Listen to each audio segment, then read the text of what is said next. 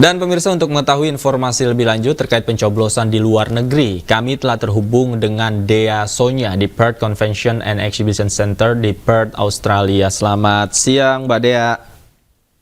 Selamat siang, Mas Davi, Mbak Valeri, dan pemirsa di studio. Baik, Mbak Dea, bisa dijelaskan bagaimana kemeriahan pesta demokrasi, terutama pencoblosan di luar negeri ini?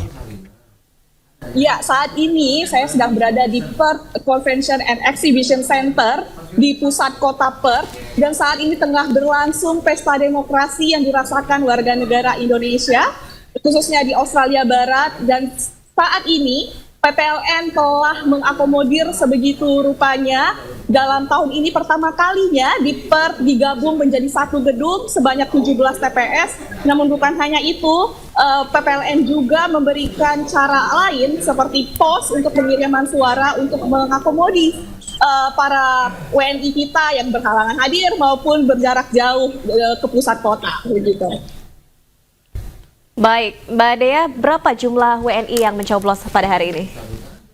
Ya, dari data PPLN yang saya terima, daftar pemilih tetap terdapat 6.450 daftar pemilih tetap dan 5.038 pemilih tetap melakukan pemberian suara mereka melalui TPS secara langsung, dan sebanyak 1.412 surat suara melalui pos dan telah dikirimkan semenjak 8 Januari 2024 kemarin. Oke, Mbak Dea, ada yang berbeda nggak sih dari mekanisme pencoblosan ketika WNI di sana datang? Apa yang harus dilakukan? Alurnya seperti apa?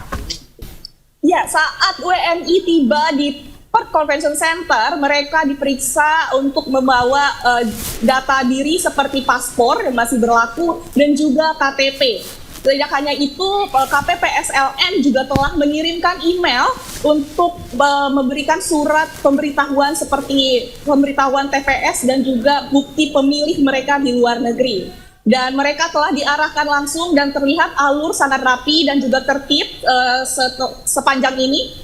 Dan terlihat di belakang semakin siang semakin banyak yang tiba di Perth, dan ini membuktikan antusiasme warga negara Indonesia untuk memberikan hak pilih mereka di pemilu tahun ini, tahun 2024. Mas Davi, Mbak Valeri.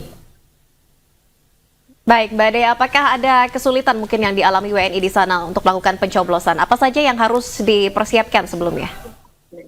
Ya, mungkin kesulitan yang kami temukan dari WNI yang berada di Australia Barat, mereka banyak yang belum memiliki KTP atau meninggalkan KTP mereka di Indonesia. Dengan begitu, beberapa hal-hal untuk pengecekan data agak sedikit terlambat. Tapi ini tidak menjadi masalah karena sudah ada tim yang membantu pengecekan NIT yang disediakan oleh KJRI Perth. Oke.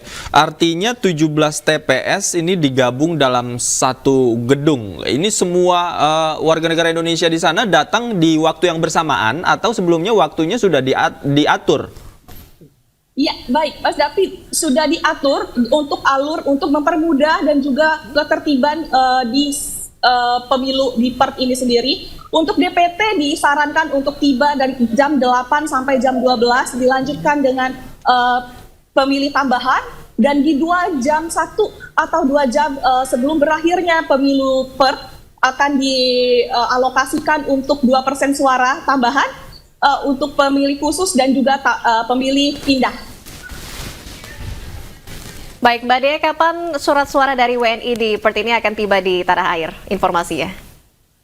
Ya, untuk setelah pemberian suara, pemungutan suara hari ini, akan dilakukan penghitungan suara yang akan dilakukan di KJRI Perth pada tanggal 14 Februari 2024 dari siang hingga habisnya surat suara.